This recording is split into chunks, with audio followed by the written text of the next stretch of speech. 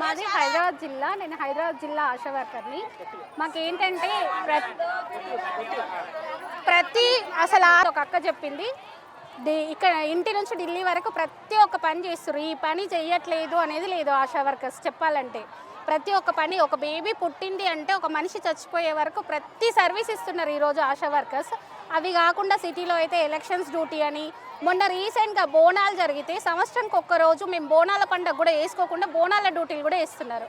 మళ్ళీ ఇవన్నీ కాకుండా ఇవన్నీ డ్యూటీలు ఎట్లా చేస్తూనే ఉన్నాం రొటీన్గా. లెప్రసీ సర్వే అని, కంటివేలు కానీ ప్రతి ఒక్క ప్రోగ్రామ్ ఏది వచ్చిన, ఆరోగ్య మహిళ అని ఇప్పటికీ కూడా రన్ అవుతున్నాయి.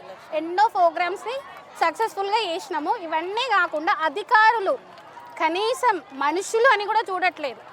ఒక ఎస్పీహెచ్ఓ హోదాలో ఉండి కూడా వాళ్ళు కనీసం మేము ప్లేస్ లేక మెట్ల మీద కూర్చుంటే మెట్ల మీద కూర్చునే అర్హత లేదు అని చెప్తున్నారు ఈరోజు. కనీసం మనుషులుగానన్నా చూడాలి కదా. కనీసం ప్రభుత్వం అన్నా ఇట్లాంటి మాట్లాడకుండా ఏఎన్ఎంస్ నుంచి కానీ, మెడికల్ ఆఫీసర్స్ నుంచి కానీ కనీసం ఆశాలకు అసలు లీవులు లేవంట. ఎవరైనా చనిపోయారు మేడం, కనీసం వెళ్తాము అంటే ఈరోజు చనిపోయిన వాళ్ళని చూడడానికి కూడా ఆశాలకి లీవులు లేవంట. మరి మాకు ఏ స్థాయిలో జీతాలు ఇస్తున్నారని ఈరోజు నేను గవర్నమెంట్ అడుగుతున్నా. ఇచ్చే 9,750 రూపాయలకి అది కూడా ఫిక్స్డ్ వేతనం కాదు. నెలకి 5 ఏఎన్సీలు ఉండాలి, గవర్నమెంట్ డెలివరీలు 4 ఉండాలి, ఇంజెక్షన్ కంపల్సరీగా ఉండాలి, ప్రతి రికార్డ్ రాయాలి. ఒక్క రికార్డ్ కూడా మీరు ఇవ్వట్లేదు ఈరోజు.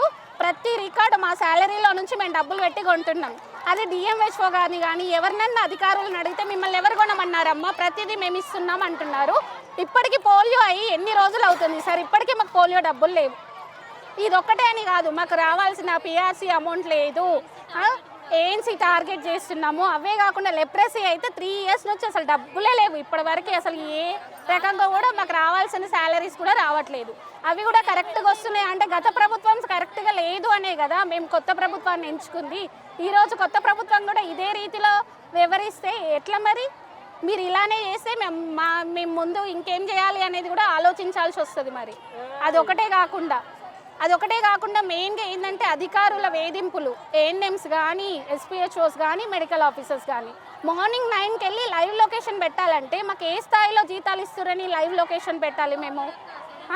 9కి వెళ్తే, మార్నింగ్ 9కి వెళ్తే బాక్స్ తీసుకొని వెళ్ళాలంట. ఏరియాలో ఇల్లు ఉంటే కూడా అక్కడ ఇంటికి వెళ్ళి కూడా లంచ్ చేయొద్దని మాట్లాడుతున్నారు ఈరోజు. 4 వరకు అక్కడే ఉండాలి కంపల్సరిగా. మరి మాకంటూ ఇంత వేతనాన్ని ప్రకటించండి, ఫిక్స్డ్ వేతనంగా ప్రకటిస్తే మీరు చెప్పిన పనులన్నీ మేము చేయడానికి సిద్ధంగా ఉన్నాం.